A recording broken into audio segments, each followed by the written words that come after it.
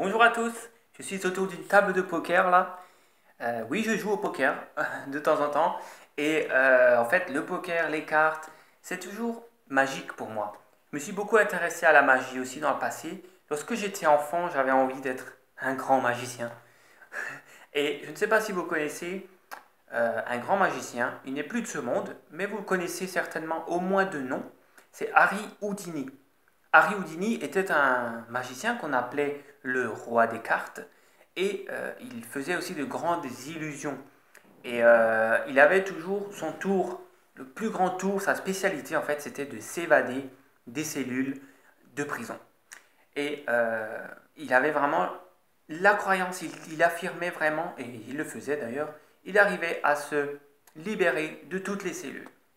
Et un jour, à Cologne, ils ont construit une nouvelle prison et ils ont créé une cellule qui était, selon eux, la meilleure. Personne ne pouvait s'échapper de cette cellule d'après eux.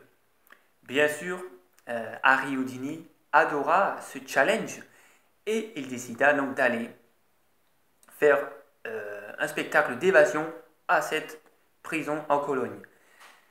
Du coup, il était très bon, hein. Déjà à l'époque, il connaissait les secrets des marketing. Tout le monde était là. Quand il y avait un de ces spectacles, il y avait ses fans, il y avait les caméras, il y avait la presse, il y avait les photos, tout. Et du coup, il arrivait là-bas. Tout ce qu'il demandait, c'était à être dans son habit de ville. Chemise, pantalon, normal. C'est tout ce qu'il avait besoin pour s'évader de n'importe quelle cellule. Il arriva, tout le monde était là, photos, vidéos, et la police l'enferma dans cette fameuse cellule dont personne ne pouvait s'échapper. Ce que peu de monde savait, et peu de monde sait encore aujourd'hui, c'est que notre cher Harry était un maître serrurier. Il connaissait très bien les serrures et il pouvait crocheter n'importe quelle serrure. Il avait caché dans sa ceinture de son pantalon quelques outils très fins, très bien cachés, qui servaient tout simplement à crocheter les serrures. Donc, arrivé dans cette cellule, il commença à travailler, à crocheter la serrure, et bon, il vit que c'était une serrure qu'il n'avait jamais rencontrée auparavant. Au bout de 20 minutes, il n'avait toujours pas ouvert cette porte. Au bout de 40 minutes, toujours rien. Les personnes, les fans trouvaient ça bizarre parce que normalement, au bout de 40 minutes, il était déjà dehors. Et lui-même, il trouvait que ça commençait à être long. Au bout d'une heure, il n'avait toujours pas réussi. Il travaillait comme un fou, il transpirait à grosses gouttes, il s'est vraiment épuisé.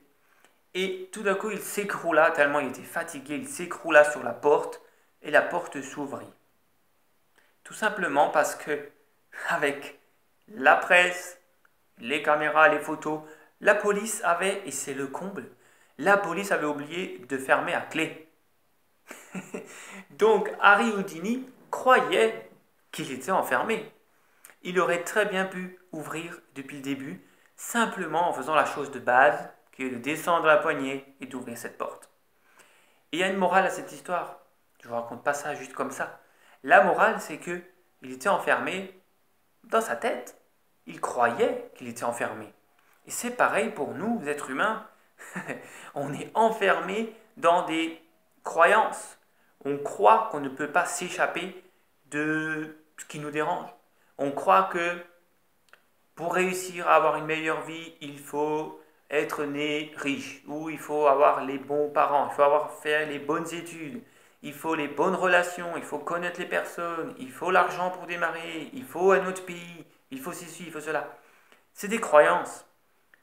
Vous avez votre propre cellule autour de vous que vous avez créée avec vos croyances internes. Nous croyons que nous sommes enfermés, mais c'est faux. Nous pouvons ouvrir la porte, tout comme Houdini pouvait le faire depuis toujours. J'espère que cette histoire vous a plu. Si vous avez aimé, surtout abonnez-vous à ma chaîne, likez la vidéo et n'hésitez pas à la partager sur vos réseaux sociaux. Gros bisous, à bientôt.